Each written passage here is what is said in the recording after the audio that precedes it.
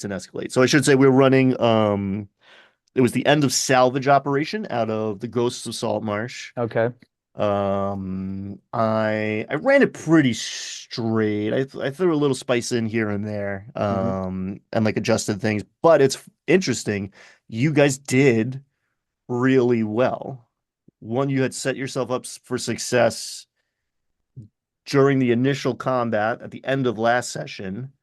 Right. So we Um, cleared the monsters that we saw and knew about before we didn't try to like sneak in and grab the case. We cleared the monsters and then got the case.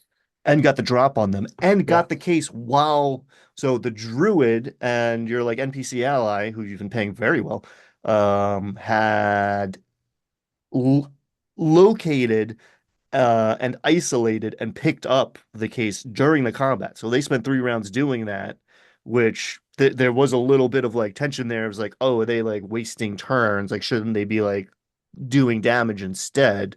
Right. But that put you 3 rounds ahead when the ship started sinking. So you guys got out before the bottom layer flooded fully. Right. It just so happened that those two characters had swim speeds, which became very relevant. That was really amazing. Yeah. So like a So lot of things went right. You rolled very well. I didn't. I'm swingy. I'm not hot or cold. I am both, alternatively. So like, you cleared out most of the monsters, which was also a big thing. If you were fighting your way out instead of just running, it would have felt very different. And the monsters that did come out,